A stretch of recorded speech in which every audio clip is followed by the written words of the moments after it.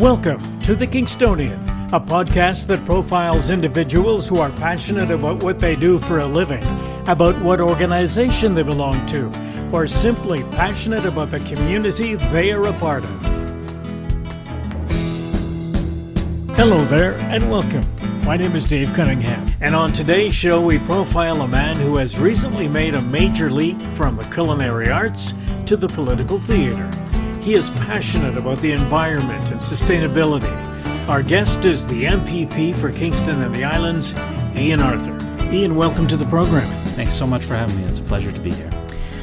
In doing some research for this particular conversation, I found that a lot of the things that you were working at or volunteering with seem to be interrelated quite a bit, and those are the sorts of things I want to explore in our conversation today. So for those people who may not know, you were born in Newfoundland, and you grew up in Lyndhurst on a farm, went to Sydenham High School, went to Trent, and studied international development and political science. And what intrigued me was that you spent a year in Ghana. Yeah, in the third year, in order to study international development at Trent, you have to do a year abroad. And so they previously ran 3 programs, one in Ecuador, one in Thailand, one in Ghana. And I got to go over there for a year. You spend the first half of your school year studying at the University of Accra in a program that was designed by Trent but taught by Ghanaian professors.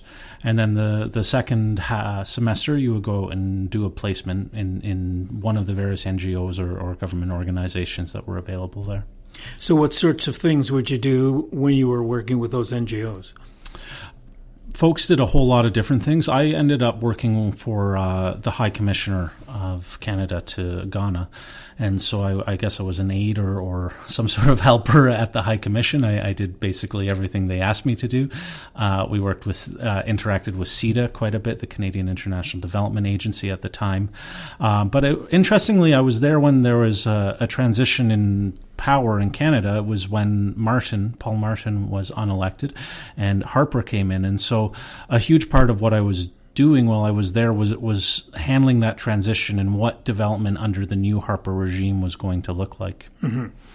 Now, after you finished university and eventually you came back to Kingston and started working at Chez Piggy. I did, yes. Now, for those people who may not be aware, Chez Piggy is one of those iconic restaurants in Kingston that has been around a long time and has a great reputation. And so you started there in 2009 and became an executive chef or the executive chef in 2012. Yes, after a couple years of learning the restaurant. Tell us a little bit about your history and your family's history with that restaurant. Chez Piggy has been a vein that has run through my life. It's been an absolutely incredible place to spend time, and I couldn't be more proud of what I did while I was there. It's actually, the restaurant's turning 40 this year. So this is a place that was around long before I arrived there. And my mother actually served there. She was a server there while she was in university, and then afterwards when my parents were starting their organic market garden. And then once we started selling vegetables, Chez Piggy was a steady customer. They would have us deliver once a week, and I would help my parents with the deliveries. And I have these very, very old, vague memories of going to Zalyanovsky's house, who started the restaurant, now belongs to his daughter Zoe. And I have these memories of being at his house for his New Year's Day parties and various events that he would have. And it was a little strange to go back because the house also now belongs to his daughter Zoe. It was just to go back and to kind of pull together, I kind of know the space, but I kind of don't, type thing. For those young people listening, Zalyanovsky used to play guitar for the Love and Spoonful way back when, in the 60s and 70s. Yeah, Do You Believe in Magic and Summer in the City and all those great songs. Super songs. Yeah. Now, so you spent a lot of your early days hanging around the restaurant long before you started working there. Absolutely. One of the things that we've heard a lot about, and there may be some people listening who may not be too familiar with what it exactly involves, and that's the farm-to-table movement. Can you give us a brief outline as to what that is? Yeah, the farm-to-table movement is one of the most exciting things happening in food in Canada. And it started quite a while ago. I think that it's more recently kind of hit Kingston and really been embraced by a lot of the local restaurateurs and chefs in Kingston. And it's the idea that if there's a local version of something, if you can buy a food product or something that you want to put on your table from a local farmer, that you choose a local farmer over maybe the big distributor. And I believe it's really, really important. There's so much that comes with that. The money gets put back into the local economy. You are supporting local farmers, and frankly, farmers need the support. It's one of the hardest careers that you could ever choose to go in, and I am constantly impressed by the farmers that I have been able to work with over the years. They're absolutely incredible. And so we abandoned, when I got there, some of the bigger delivery companies. We started limiting what we were ordering from the big companies. We tried to find local versions of it. And over the years, it actually built into something, I think, pretty incredible. The number of farmers we were buying from, the variety that we were able to get locally grew exponentially. Now, for the individual like me who's a city slicker who does not spend a lot of time on a farm or know too many farmers, the impression I had was that small farms were disappearing and they were being taken over by the big conglomerates. So basically is the farm-to-table movement trying to turn that around a little bit to encourage more young farmers to stay on the farm? Absolutely. And we need a new generation of farmers because these mega farms are appearing. They are eating up the lower ones. There's fewer and fewer kids who want to take over their parents' business, in a large part because of how hard it is to be a farmer. The amount of investment you need in infrastructure and things like that. Starting a new farm is incredibly hard, but remarkably, there is a new generation of farmers, and I was able to buy from many of them, and they're putting in huge amounts of hours, tons of work, but what they're producing is incredibly valuable. The flavor that comes from a nutrient-dense local carrot, like from Patchwork Gardens or the Kitchen Garden that I used to buy from both of them, is night and day compared to what you can buy in the store. You can taste the difference. And as a chef, it actually makes your job easier. Sometimes I would feel like I was cheating a little bit because my job was to take these incredible ingredients where really the beauty of them came from the care that the farmer took with them, to take that and just present it nicely on a plate, to do it simply, to do it beautifully, and do it in a way that shows off what the farmer was doing. And, that there may be a bit of skill involved in doing that well, but I think that I always tried to emphasize how important it was that where the food was coming from and why it tasted so good.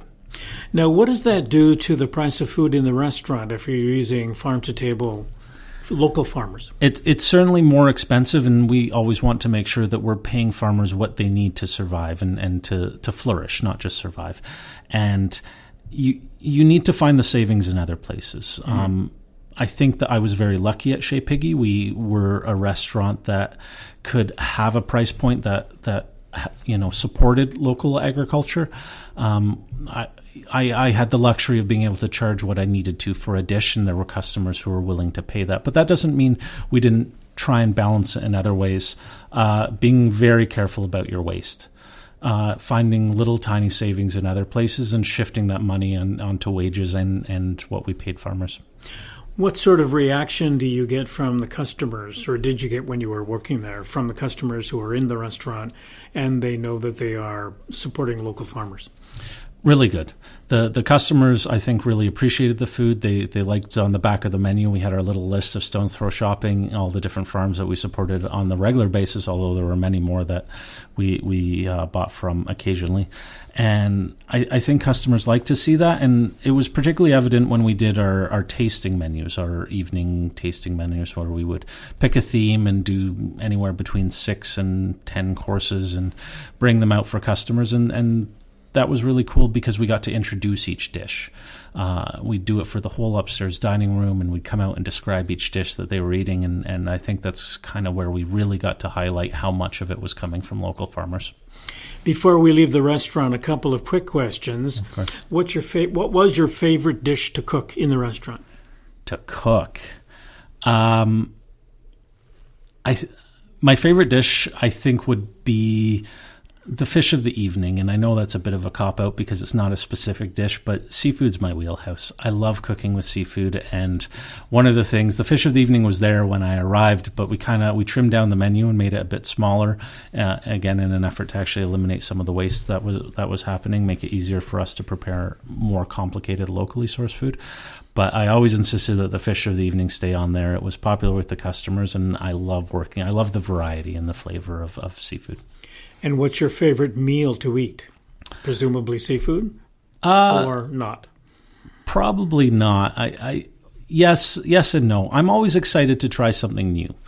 My favorite meal at Chez Piggy, end of the day, you make an aglio olio, simple pasta. You're exhausted. You realize you haven't eaten in 10 hours because you were too busy, and that's what you can throw together in 5 minutes at the end of the shift, using leftovers. But when I'm eating out, I'm really looking for a chef to surprise me. I'm looking for something on the menu that I think sounds really cool that I haven't tried before, that would be a new flavor combination or kind of take me in a direction I hadn't thought of myself. Open to new stuff. Always. Red or white? Red. That one's easy. Good man. So we're moving from Chez Piggy to downtown Toronto. And you chose to run in the last provincial election in June. I did, yes. And that seems a big my whole life turned upside down. That seems a big change, going from cooking in the restaurant to cooking inside the legislature. Yeah, to the question period lineup. It was a big change. Now, I've worked with the NDP for quite a long time, both with the volunteering with the Riding Association on campaigns and in between. So I have a history with the party.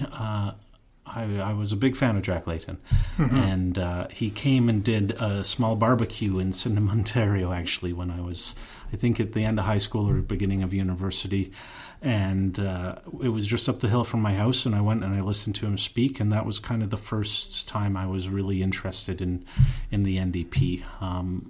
I volunteered with him a little bit in university, kind of with his student priorities are a bit different. Spending a couple hours with the NDP seemed like a good thing to do, but it was actually, I got more involved actually when Jack Layton passed away. Mm-hmm.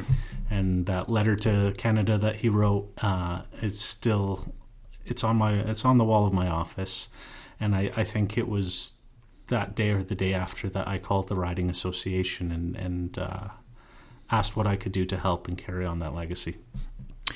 So you ran in the last election, and you talked about involvement and yourself getting involved, and I was reading something about some of the efforts you were making to involve millennials in your election campaign, and tell us about involving that particular demographic group.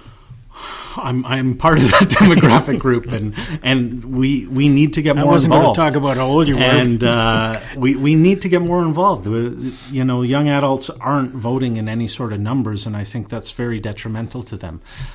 This is a generation that, maybe the first generation that inherits less than what their parents inherited. They are they're accessing post-secondary studies, but then they're graduating with huge amounts of debt, and they're entering workforce that's the jobs are very precarious. They're often part-time, and they don't have the same benefits or securities that previous generations were able to access. So I think that it behooves us to be involved in our own future. And I am constantly trying to figure out how I get more millennials involved in politics. And those are just some of the nuts and bolts. But I think also an overarching issue is that we're going to inherit climate change. Mm-hmm. And I have been an environmentalist for as long as I can remember. I don't know if it came from my parents taking me canoeing on the lakes of Ontario and having the sort of fundamental respect for that. But not enough is being done about climate change. We fundamentally need to do more. It is the biggest issue facing us. It needs to be every generation, but I think a lot of it is going to actually fall on the millennial generation. And we need to be involved in the political process so that we can tackle it for the next generation, our children, who, right now it's scary what they're going to inherit. Yeah. You alluded to the climate change issue, and I noted that there were some issues that you had a particular interest in when you were going through your campaign, and I assume that you are continuing to have that part of your agenda as you look to your time in the legislature. Urban versus rural, preventative health care, basic income, the climate change issue itself. Let's talk a little bit about your perception as to the issue between urban and rural. What is it there that you want to address? There's a massive disconnect. Earlier in the show, you mentioned that you're an urbanite and you don't know many farmers and you don't know. I think that urban communities need to know what it's like to grow up and to be part of a rural community and the fundamental role that plays in Ontario. Farmers feed cities. It was a fantastic slogan. You've probably seen it on a bumper sticker or a poster somewhere, but it's so true. And we need those rural communities to be able to flourish. And they need the supports to do that. They need to be able to access education locally. You need to be able to choose to live in a rural area without necessarily having to give up anything that you would have access to if you were in an urban area. And it's hard to do. It's complicated. It's going to absolutely cost some money. But we need to protect these rural communities. We need to, make sure that the schools stay open in those small communities and that they're viable places to live. I don't know what the statistics would be, but my impression is a lot of people from my generation, which would be the baby boomer, are thinking about moving to a smaller community when they retire, moving out of the city, going into a rural area. Some people are, some people aren't.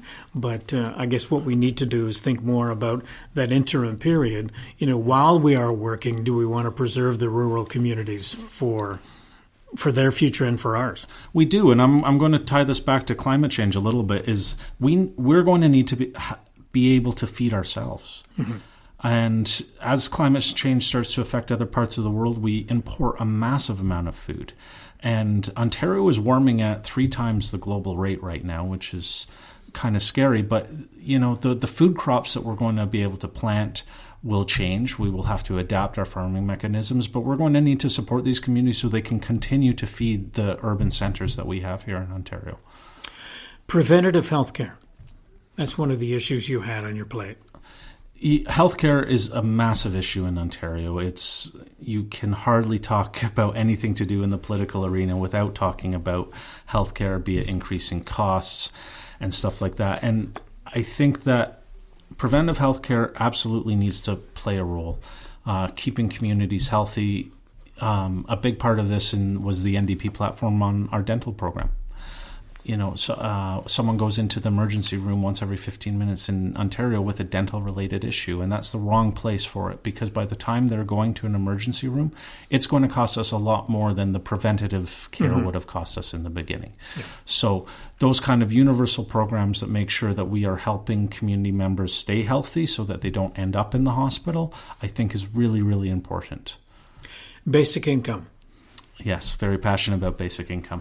I've been a member of the Kingston Action Group for Basic Income for some time, several years now, and it's something. It's a big idea, and it's an idea who I believe its time has come for many reasons.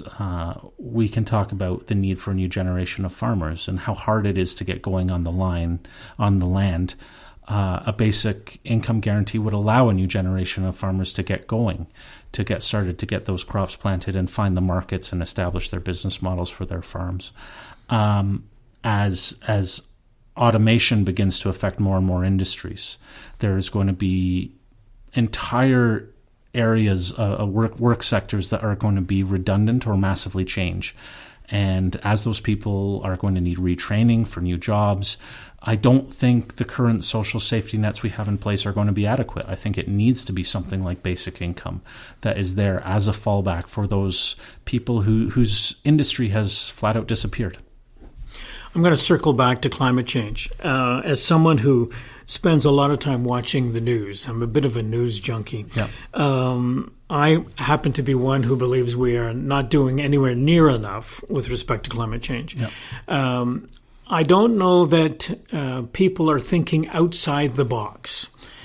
in particular politicians, Yeah. who aren't thinking about different ways of doing things. My concern, and I know it's everyone's concern, is that we have to make some changes to deal with climate change. But then again, what kind of impact does that have on the workforce, whose jobs we are changing or eliminating, and how are we dealing with that? And from a politician's point of view, how would you deal with that? The business of retraining, I guess, is one solution. Yeah, I agree with you that we are not doing enough to tackle climate change right now. It is such a pressing issue, and we fundamentally need to we need to change everything. And it's multi-generational. Mm-hmm. And I think that, politicians get stuck in this 4-year election cycle so often. And right now we're experiencing everything that the Liberals did was bad, according to the Conservatives. Yep. And then if there's a change in government, again, you have that everything from the previous one is bad, everything now is good. And we need to tackle this in a way that lasts longer than 4 years. This needs to be a fundamental program that changes how we interact with the planet, so that we can continue to use the resources that we do, or use variations of the resources to be successful in Ontario and Canada and across the globe. So I think this actually is highlighted in some of the recent changes that have happened in Ontario and manufacturing.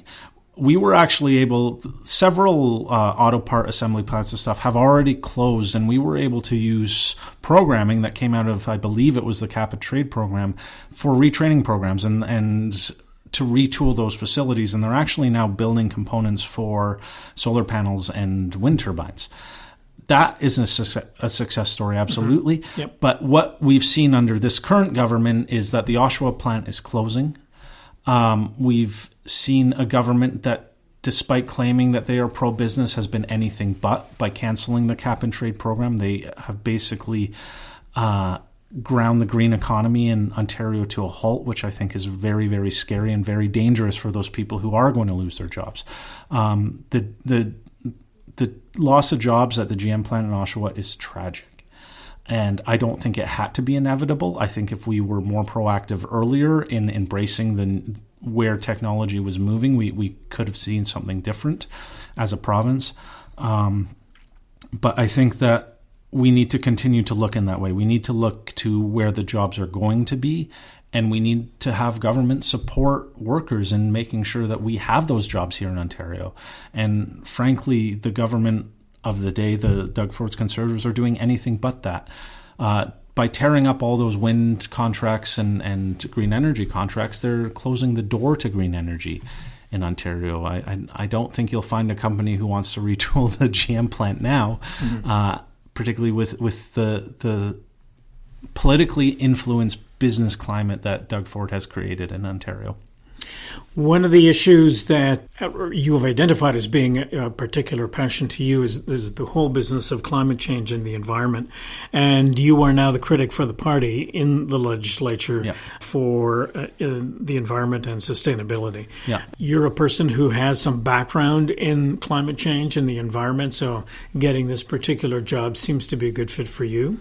It was incredible. Andrea came to each of us, all the M.P.Ps, and asked us for the areas that we were interested in and the kind of critic areas that we might be interested in, and asked us to, I think, submit 3 possibilities or something like that. And when she came back with environment, I was thrilled. I am really passionate about it, and it's something I've read about it for a long time. And I was very, very excited to get to work on this. We have run out of time. And we'll have to get back together to pursue some of the other topics in the future. But I thank you very much for your time today, and good luck and all the best in your new career. Thank you so much for having me. It was a pleasure.